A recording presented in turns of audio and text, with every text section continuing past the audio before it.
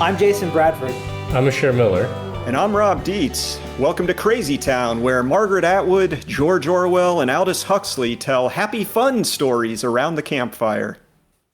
Okay, guys, we are a few months into this pandemic now, right? And thankfully, the NFL finished last season, right?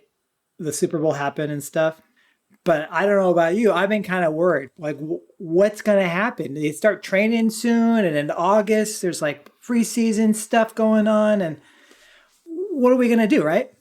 You're actually worried about this. Like, you want to see like the Cleveland concussions play against the New York knee sprains and just watch all these injuries accumulate? I know you're a sissy that's a fan of what they call football in the rest of the world. But here in America, we play American football, and that involves people risking their lives to entertain us. Okay? This is true. As a I will speak for the 150 pounders out there. American football is kind of like a deadly sport for us. I think it's a deadly sport for the people who play it as well. You know, sometimes there's a crossover. There's like a little soccer player guy who can kick pretty well, and he can join the American team. But anyway. Seriously, one time I was on an elevator with some offensive linemen from a professional football team. You were able to actually get on? There was room for you? I swear to you, I was like one of their legs, you know? Yeah. Like, they're just huge, huge people. My dad was an English teacher, and one of his former students, Bobby Ham, who played for the Houston Oilers at the time, came over to our house. And he was a lineman for the Oilers, and he was this solely soft-spoken guy. And we were in the backyard, cooking up burgers, and he had like 4, and we're like, hey Bobby, hey Bobby, how you doing? You need any more food? He's like, oh well, yeah. I mean, yeah, if you got any more, he'd like 4 more. It was awesome. I'm like 10. I'm just like, It's so cool. Did I ever tell you guys about my hit and run incident with a player for the San Francisco 49ers? Oh, no. Which one? He hit my car. I remember the guy's name. I think he was a backup. He hit my car and then took off. And I chased him down, and I was like so mad, right? Yeah. And he thought he lost me, so he got out of his car, and I was going to like scream at the guy. And then I roll up and I realize this is this enormous Samoan mountain of a man, right? And I was totally changed my mind. I was like 18 years old. All of my, my bravery, bravado went away. Yeah. So these guys are heroes to all of us, of course. And the worry is that they can't beat each other's heads in this fall.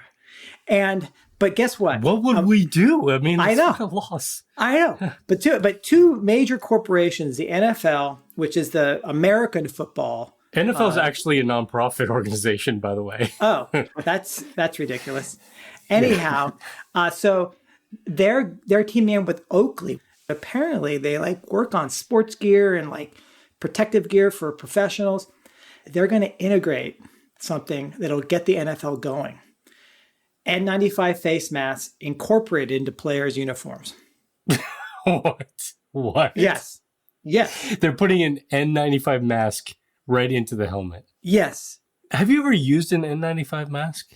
Really hard to breathe through them. Yeah, I mean, they have to be form-fitted to your face. These guys are running full tilt, hitting each other. Or they're 300-pound people pushing each other together like rams, like in a mating ritual. Are they serious? This could be a good thing, right? It'll end all the knee problems, all the concussions, because they'll just all be passed out on the field. So. Sit, hike, and all the linemen are just down on the face down. The game's been I've got no protection. The safeties are coming in, tackling the quarterbacks. Right. That's insane. Wow, the lengths that these institutions will go when their survival's at stake. That's what it is. That's astonishing. Wow. Yes. Yeah, it's pretty insane. You got to think that there are bigger priorities than grown men trying to crush each other. But what do I know? Yeah, but this is what it's all about. It's about getting back to what we're used to what thrilled us, the world we inhabited before. But the lengths that people go for survival. We'll do anything. Do you guys remember that movie that was made about this guy who was out hiking by himself, Aaron Ralston. Yes. Now you're talking my languages, Sher. You're talking survival stories. I could just spout them Yes. off. You're talking about Go ahead. 127 hours. James Franco plays Aaron Ralston. Yes, Hiking up this the is- canyon. Boulder falls on his arm, pins him, and he has to cut his own arm off to get out of there. Yeah, I was afraid. I was afraid to. There was like an article I read about it. I was afraid to watch the movie. I'm too squeamish.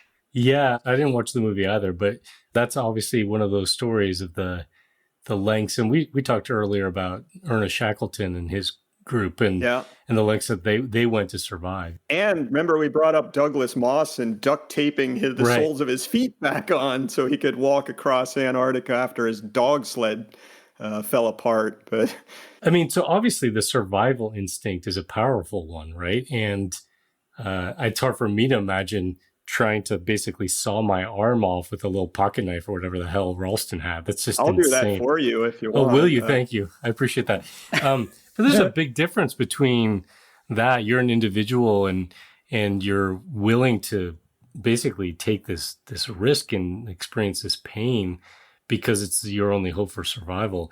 And something like, an institution like the NFL or another corporation, because in their case, it's not the owners of these NFL franchises or Goodell, the commissioner of the NFL, who are risking their lives, you know what I mean, to play this game. They're risking the lives of others. Yeah. A large number of them African Americans. So it's interesting in the context of. Well, that's just the players, and then there's the fans, of course, who are. I don't think it's that safe to be screaming wild, rooting on your. Sure. But even if they decided to do games without fans there, I Right, mean, it's right. like, yeah. Yeah, well, I'm wearing N95 masks while trying to play football. Well, it's interesting that you bring up sports. I often will look at sports stuff as a break from, whatever the real topics of the day, the stuff we talk about in this podcast. And recently I was looking at some stuff from my old hometown basketball team, the Atlanta Hawks. It's the professional team. And it was a statement released by their owner, this guy named Tony Ressler. Of course, he's a billionaire. He owns the team and he owns the arena that they play in. And he actually released this pretty nice statement about these times where we're dealing with such racial tensions. And I wanted to read you guys what he said. He said, "This is a time when all of us need to focus on this critical and all too pervasive human issue, systemic racism. To be as blunt as possible on this topic of dignity, decency, and progress, I emphatically believe that you are either part of the solution or you are the problem. Black Lives Matter, there is no in between. We as an organization and part of the Atlanta community are determined to be part of the solution." So, that's kind of nice. And he goes on to say that as the owners of a professional sports franchise, we have a responsibility to take a stand and devote our resources to supporting programming and causes that bring about the most impactful changes possible. And he even brings up inequality and financial disparity in the statement that he released. And I read that, and my initial thought was, well, that's cool that he's expressing solidarity. But then I was like, maybe he's just in survival mode too. Like, I need my organization that I own to look good. And I thought, well, if you really mean all that and you want to make things more equal, then how about starting with changing things by changing your frickin' ownership structure? Yeah. How about transferring the team to the city of Atlanta, maybe without even further padding your already massively padded pockets? Like the Green Bay Packers. Let's talk about American football again. That's right. Yeah, the only publicly owned major league professional team in the United States. We got a good precedent for that. Yes. Well, this is fascinating because, how much of this is sort of posturing for the times, right? Okay. There's been an amazing power shift and dynamics happen in the last week or two, really. with what's going Yeah. on. And Mitt Romney is marching with Black Lives Matter protesters. I mean, it's pretty astounding. And there's talk about shifting funds from police departments into social services. I mean, there's a sense of reform. And so I think it'd be really interesting to see, like, are we really seeing change or not? Or are we seeing posturing? Are we seeing people just talking about because Chuck Collins, we had him on the show last year. He's a close friend of us at PCI, and how these billionaires are just getting richer and richer. And these protests have been not just about the injustice in the police system, but about broader issues that are getting brought up. I think you're right to bring that up, Jason. Is it posturing? Is it a real change of heart? I don't know in the case of Tony Ressler and the Atlanta Hawks. I mean, he may be sincere. However, I would guess, based on what you brought up originally, the idea that here we have institutions like the NFL going to unbelievable lengths to survive, that it would never enter his mind that the change we need is a wholesale change in the system. Therefore, I'm giving up ownership. I'm not going to make more billions off of the billions I already own. Any guesses, by the way, at how Tony Ressler made his money? Oh, it's got to be in finance, hedge fund, some kind of thing like that. You're right in there. Yep, he worked in private equity. Made the Forbes list. I even looked up his profile in Forbes, and they have a philanthropy score. It's a 5-point scale. He got a 2.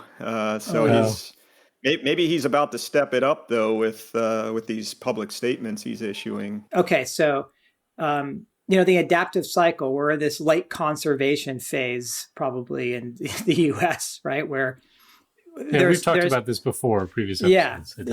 They're trying to hold on to power, right? But it's starting to crumble, and we're thinking that we're entering maybe partial collapse phase right now. And so what you're seeing potentially from this drive for normalcy is trying to go back, hold on in this late conservation. And then you're seeing these other forces calling for radical demolition of the system that has led to the phase we're in, and a release, in a sense, so that we can reorganize in a more sane way that has more equality and more ecological realism. So it's fascinating what's going on right now. Yeah, and it's easy to pick on a guy like Ressler. I think it's probably true that for most people who have been fairly comfortable, let's say, with the system as it has been, right, who have benefited from it, want things to go back to the way that they were, right? And so there's a lot of bargaining happening here in terms of, okay, well, we'll all wear masks, or in the case of the NFL doing what sounds like a ridiculous thing. There's various forms of trying to bargain and adjust. But the key thing there is, is it about trying to get back to what we had with slight cosmetic changes, or is it about a fundamental shift that we need to go through? And a lot of that comes down to people's understanding of the forces at play. We're not just dealing with the pandemic here. We're dealing with all kinds of systems that are basically at our breaking point. Yeah, I'm glad you bring that up, because the whole notion of you can use the adaptive cycle to look at how these organizations are trying to hang on to power, the idea that we need to look at broader systems, it's almost like a microcosm of the topics we've covered this season. Things like that we all need to make a shared sacrifice. You're not going to solve systemic issues with one person delivering one technology or something like that. The whole notion of thinking of what is the political nature of things when scarcity exerts itself. Jason, you talked a lot about work that ecologist William Ophuls did in the past, and thinking that through. We came up with this framing of denial and delusion, and how the right is often denying problems, whereas the left is often delusional about the solutions. How easy the solutions are going to be. And I think all of that comes to bear right now on what you're talking about with these just surreal times that we're in and this desire to get back to normal. Mm-hmm. So our podcast is called Crazy Town, right? And we started it because we felt like, well, we had this question. Are we crazy or is the world around us crazy? Because nothing makes sense about the way that we're living with the knowledge that we have. Are we allowed to select both are crazy? Is that, is that above, on the table all. too? Definitely possible. But it's actually kind of crazy how much things have changed since we started. I mean, we recorded our first batch of episodes before the coronavirus pandemic. In November, I think we were starting. Yeah, end of 2019 and the early part of 2020. And it's all the things that we talked about early on. You know, we're talking about crazy extreme tourism and travel. We're talking about globalization. Vegas is back open for business, by the way, right now. Thank God. Yeah. Thank God. So all these things, we talked about rationing as this kind of almost inconceivable, far off or far in the distant past possibility. And here we are. All of these things have changed dramatically. Now, yes, we are clamoring to get back to normal. And it's also kind of crazy making to just recognize. I have this experience myself, which is sort of this wearing down of the urgency. You know, like I find myself becoming more and more complacent. It's not just because we're being given signals that we can go back to doing what you're doing and that push to get back to normal and get at this V-shaped recovery of the economy and all these things. It's also just over time, the sense of urgency. We're wired, right? When there's an emergency or a threat, we're highly attuned to that, you know. In the very first weeks, I was checking my kid's temperature 3 times a day, which is probably ridiculous that I was doing that. Yes. I don't even know where the thermometer is right now. You know, it's like, so we all have that, I think, that tendency of wanting to sort of get back to what we were doing. And it's crazy. It's crazy to watch that. It's crazy to see that in action. Well, I've got a little treat for you guys because I have been hearing all over the place, online, on the news, on everybody's mind, that notion of let's get back to normal. And this was not difficult at all. I just prepared a small clip that I'd like to share with you guys. Okay. These are not normal times. The whole world is in a pandemic right now. And we all want to return to normalcy. Normalcy. Normalcy. Normalcy. Normalcy. Normalcy. Normalcy. But we need to start getting things back to normal. Everyone has been asking, when will things just go back to normal? Normality, as it was before, will not come back full on until we get a vaccine for this. The virus will decide the timing of when we go back to normal. When do we get back to normal? I don't think we get back to normal.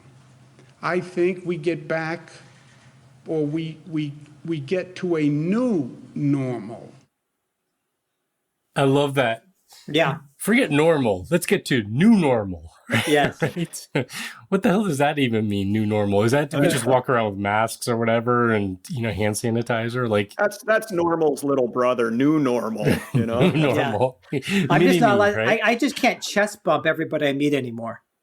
No, you can't French kiss them either. I know you were really into that, Jason. It's for some reason, and maybe it's because we're talking about Ralston. Aaron Ralston cut his arm off to survive. It reminds me a little bit about the. I don't know. I was a Monty Python geek when I was younger, so I don't know if you guys ever saw the Holy Grail. There's this scene with this Black Knight, who's basically there and he's blocking the way and says you cannot pass, and there's this battle that happens and the Black Knight's arm is cut off. And so suddenly okay, now I could pass, right? No, he keeps fighting, Right. Maybe we could play that clip too. Yeah, I could get that one. Here, let's give that a listen. I move for no man. So be it.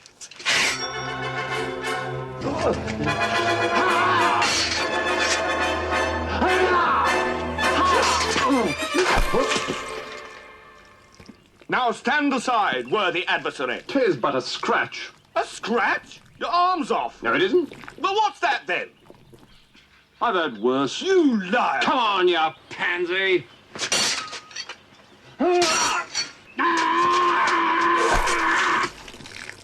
victory is mine. We thank thee, Lord, that in thy mercy... Come on, then. What? Have at you! You are indeed brave, Sir Knight, but the fight is mine. Oh, and enough, eh? Look, you stupid bastard, you've got no arms left. Yes, I have. Look! Just a flesh wound. Just a flesh wound. V-shaped recovery. Yeah, we'll just get right back to normal. Right. Yeah, no worries. Okay, so look, if that's one scenario that everybody's pining for, I'm going to go way out on a limb and say that the three of us are not quite on board with that. We're probably more in the Andrew Cuomo camp, that we got to find something different to do, right? Yeah, although I'm a little skeptical of Cuomo's idea of new normal too. But yeah. Sure, yeah, I don't want to say that he's got the idea that's in line with ours. I'm just stopping it that we got to do something different. I mean, yes. Jason, you and I were talking, I think it's been a couple weeks, but like how much serious damage is being done, obviously to public health and the people who have gotten sick, the economic turmoil that is resulting and is likely to have a very long-term lasting effect on livelihoods and on people's ability to meet their needs. And of course, now the social chaos that we've got as people try to reckon with the police brutality and the institutionalized and systemic racism that's obviously still running rampant in our country and around the world. Just some perspective. We did a tourism, extreme travel tourism episode earlier, right, this season, and we had the stat: 10% of GDP is the travel and tourism industry. So 10% of GDP, imagine that getting cut in half, all right? Which it's probably at least gone that far and probably worse. But even that would be considered calamitous for the economy, right? Yeah. And that is not going to come back anytime soon, of course. So just that one sector. It reminds me of the University of Minnesota public health professor, one of these kind of renowned folks who's been very outspoken about the risk of pandemic for a long time, Michael Osterholm. Yes. Who's one of the people I turn to a lot to try to understand what's been going on. He even just recently basically said, look, we're in the second inning of a 9-inning game. Yes. That's the thing, is here we are opening things up, people sort of saying, hey, we got through this, we did a great job. There was a recent, I think it was published in Journal Nature, a paper that came out and said, we may have saved 60 million infections through these efforts that we did. No, I think it might have been broader than that. But the point is that those things, they had a huge economic toll and other forms of serious consequences. But it did save a lot of lives. But here we are, kind of reopening things up right now. I mean, I don't know when we're going to come back for season 3 of Crazy Town, but I wouldn't bet against us still being in the pandemic land, somehow going through that desert for a while. By the time we come back, this is still early days. So the idea that we're going to get back to normal is just... Right. And something we can do is do a bonus episodes, check in if something significant happens. We can call forth a Crazy Town bonus episode over the summer. Yeah, we'll talk about some plans for how we're going to go forward at the end of this recording. But 2 points to make here. One, first of all, congratulations on bringing the third major American sport into the conversation. We got football, basketball, and now you brought up a baseball reference with the innings there. That was well done. Check that off the list. We're done here. What about hockey? Poor hockey. Well, I was going to say no golf, because I'm not even sure that's a sport. That's not a sport. Getting back to your point, Asher, of like, this is going to go on for a while and there isn't a getting back to normal. And would we want to go back to normal when normal wasn't working that great anyway for a lot of people and certainly for the environment? No. We got to start doing some things really differently, right? Well, that's what I think we should be thinking about, right? Like, things have been tossed up in the air a little bit, right?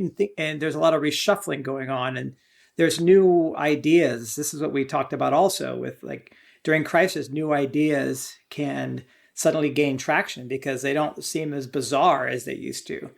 Or old ideas that were just marginal and ignored. That's true. That's what I should say. Most of these aren't really new ideas, but they seem new because now they're suddenly timely. And so Amsterdam, for example, I saw in the news, this was a couple months ago. Hey, man, those are my people. I know. Yeah. Yes. Amsterdam adopted donut economics, which tastes great. That's a Dunkin' Donuts on every corner of Amsterdam now, right? Yeah, it's a wonderful public health exercise. Yeah, you get carbs, you get fats, you can make them colorful. So I know what you're talking about with donut economics. That's Kate Raworth. Oh, Kate Raworth. Yeah, go ahead. You explain. Okay, sure. So Kate Raworth is an economist out of the UK, and she came up with this framework for the economy, which maybe unlike a donut is actually really elegant. The idea is that the inner ring of the donut represents this social floor, almost like the things that we need to live good lives, like education and security and making sure our basic physical needs are met. And fatty, carbaceous, sweet breakfast treats. Right.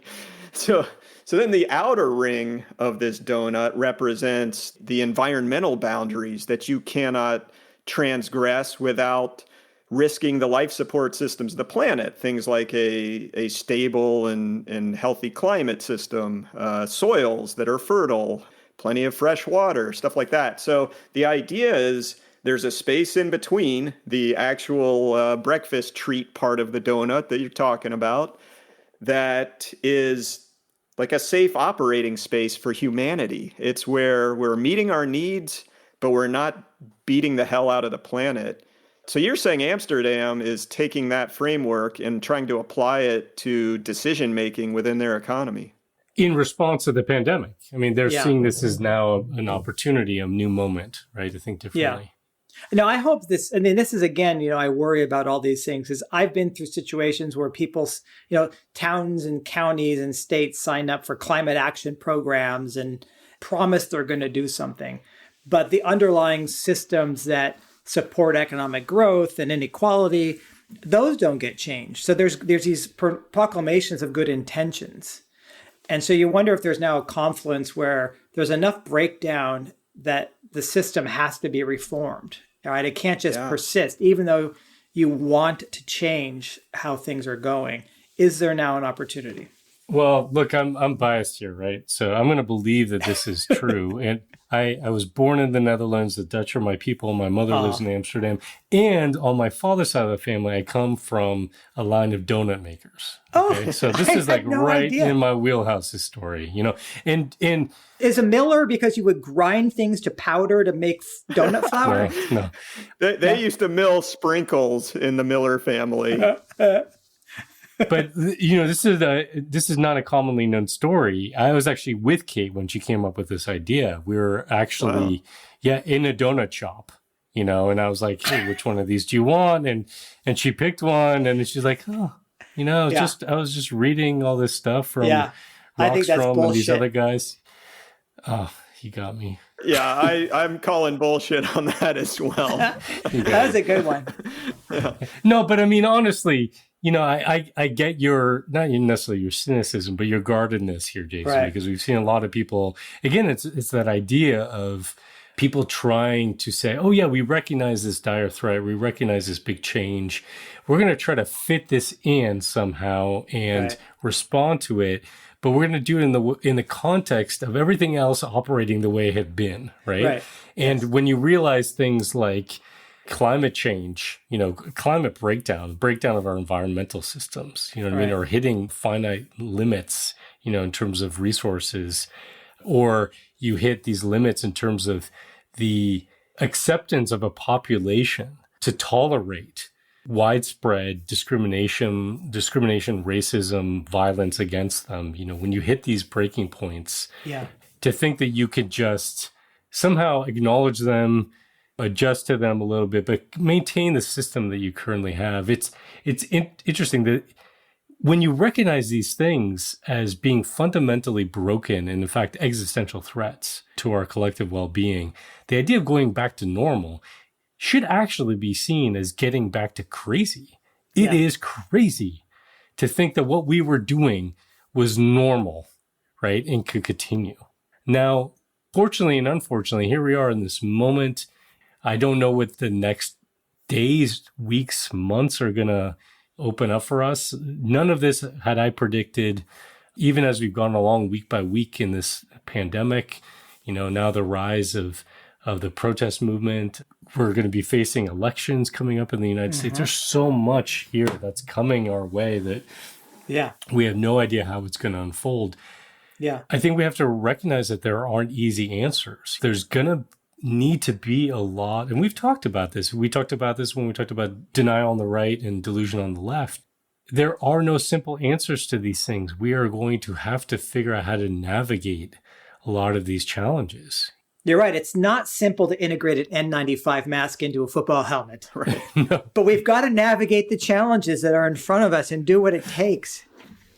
A point I want to reiterate that we made earlier this season, again, that we haven't hit yet, is the Goldilocks potential of the crisis we're in. And we talked about that strictly mentioning the pandemic. Like, is this crisis big enough to actually push us to do things like adopt the framework of donut economics in Amsterdam? Yeah. Is this the right size movement, basically where you get action, but you don't take on so much damage that you're not coming back from it? Well, and look, our crisis, at least in the United States, has just, hate to call it upgraded, but leveled up based on what's happening with racial tensions.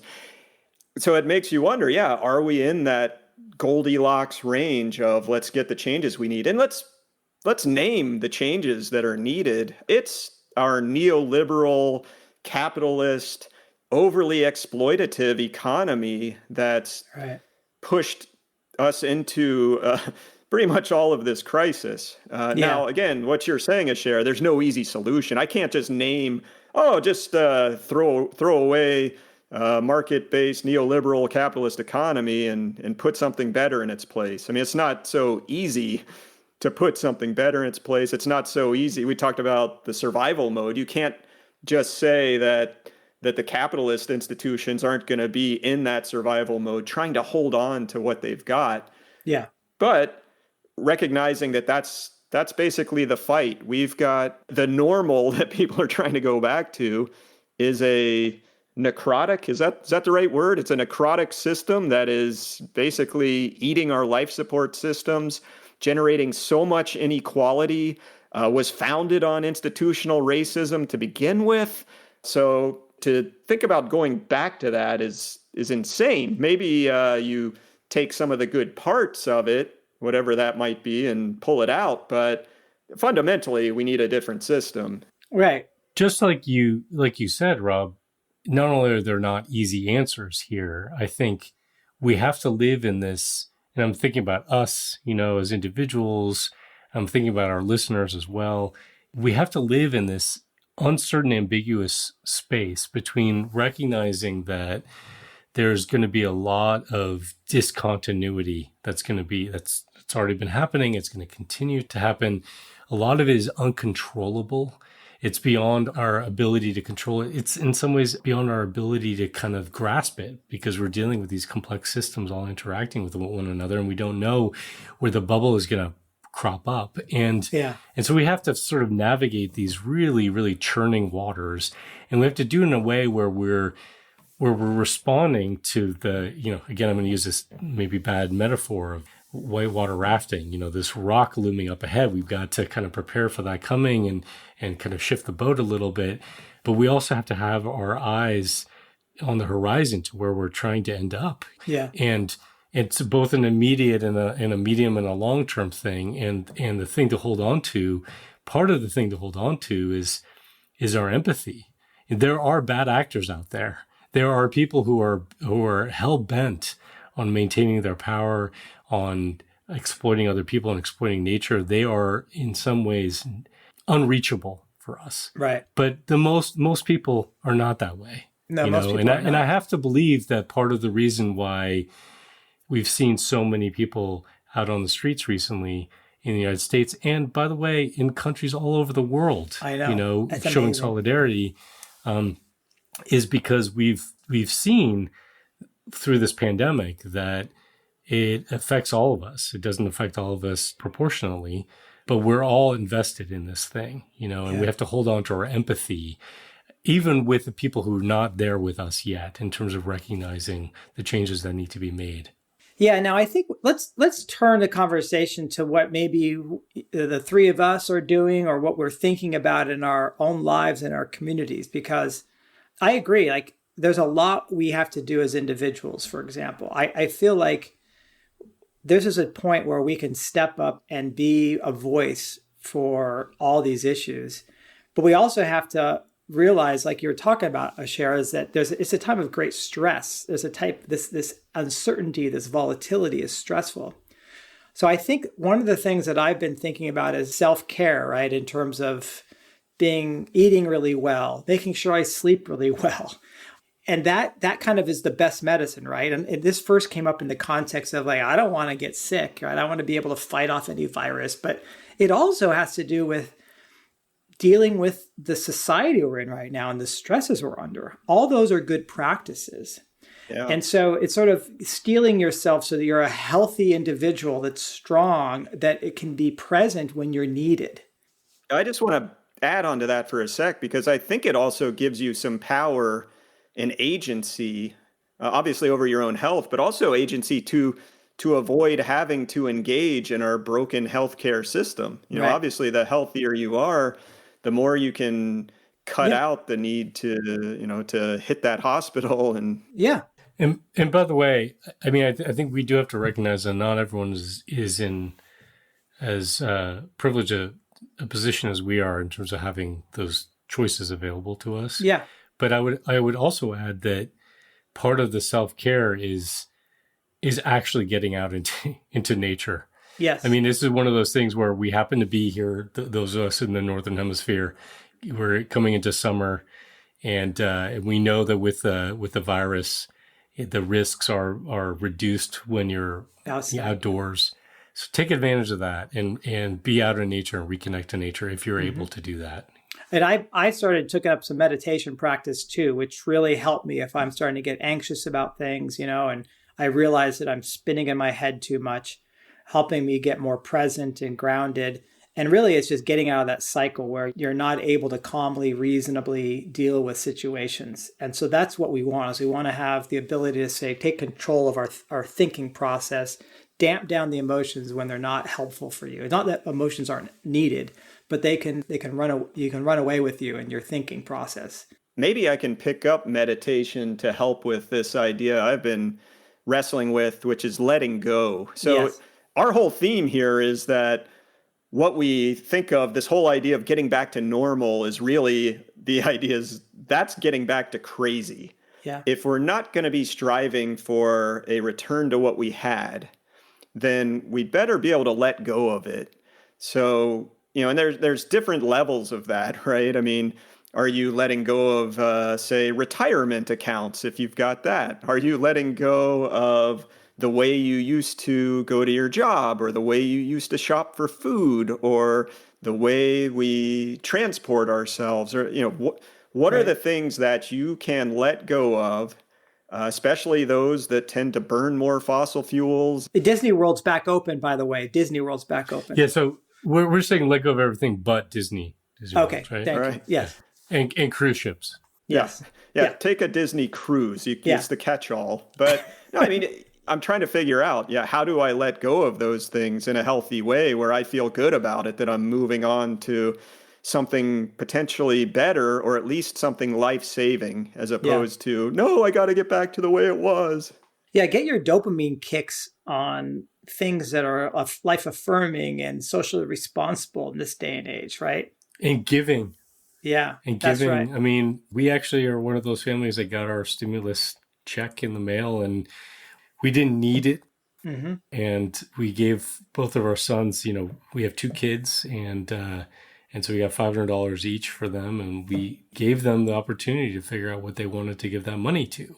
Yeah. That was, I think, for them, a little like overwhelming in a sense, but also just really an opportunity to feel like there was some way that they had some agency in this crisis. So you didn't design an experiment like, here's $250, buy whatever you want from Amazon, and here's $250, give it away, and then measure their actual dopamine response. That would have been interesting, actually. That would have been interesting. I would have probably regretted that. Right. Yeah. You'd had 10 puppies in your house. Just a bunch of plastic crap that made them happy for a little while, but the dopamine spike was probably pretty high. It would have been pretty high on that one. Right. Well, I wanted to also bring up an article that we shared around recently from the environmental activist Rex Weiler, who's an outstanding writer as well. And in his article, he actually started it by mentioning our friend Nate Hagans in the class that he teaches at the University of Minnesota called Reality 101, which touches on the kinds of stuff we talk about in Crazy Town. So kudos to both Nate and to Rex Weiler for this. Rex's article, he was kind of talking about, hey, when people hear about the stuff that Nate teaches or the things that we talk about in this podcast, they're often left with, great, now I know all this stuff. What the hell am I supposed to do with that? Right. And so Rex actually took it upon himself to write this up and list a whole bunch of ways that you can work on developing the new society, the new economy, the protected environment that we all need. Yeah. And, I don't want to just run through his article, but I did want to point out that there's a chunk in there where he talks about how institutions really try to survive and that we need to change that. And so what he said in there was, few institutions like the idea of getting smaller, simplifying, or reversing the scale of human activity. So we have to become activists to actually make that happen. Yeah. And he listed a few ideas like finding ways to reduce consumption and especially frivolous consumption, figuring out how you can reduce your energy demand and eliminate your reliance on fossil fuels. This one was really interesting. He talked about helping to run campaigns that end militarism and the weapons industries. So lots of ways that you can think about these big institutions that are hell-bent on surviving. How can we erode them? It's I almost feel it's akin to ripping down those statues of Confederate leaders and trying to chip away at these institutions that we don't need anymore, that shouldn't be the normal. I like this because it's hard to say, here's what you should do, because everyone is in a different situation. But when you have a systems view of the world and you really take stock of yourself and take care of yourself and your household, the people around you, then you can figure out what's the right way for me to engage here and now. And I think that's what I would just recommend that people do an assessment of, right? And leave it as a question that you're constantly asking yourself and engaging. I mean, I think we have to remain flexible. We have to somehow navigate with agility and humility, and also recognize that we can't go it alone. So we put out a hand to other people, figuratively here and now, and we ask for help when we need it, because there is no way we're going to work our way through kind of these turbulent times without doing it together. Right. I think there is an inoculation that happens to some degree, at least I've experienced it, that comes from having already grappled with the reality that the world that we've lived in was not only non-ideal, but inevitably going to come to an end. Right. Knowing that, without necessarily saying, oh, it's going to happen, and I'm not saying it's happening in 2020, but it's going to happen in 2020, and it's going to be caused by this outbreak, and blah, blah, blah, blah, blah. You don't need to know those things to just have come to some sort of acceptance of letting go, like you said, Rob. And we need people out there who have, in some ways, a sense of calm about that and have processed that a little bit to serve as guides for others who are losing their minds a little bit in all this craziness. Well said, Asher. Thanks for that. And thanks to all of our listeners for joining us during this surreal second season of Crazy Town. We're at the end of it and want to say thanks. And thanks especially to those of you who have supported the podcast financially. Even though we're at our finale, we've got some big things right around the corner I want to tell you about. For starters, we're going to have our first ever Crazy Town Hall, which is a chance to visit with... Socially distanced. We're doing this virtually, folks. Do not come to Corvallis, Oregon. Yeah, this is an invitation to visit with us in a webinar. And the date for that is July 9th at 10 a.m. Pacific.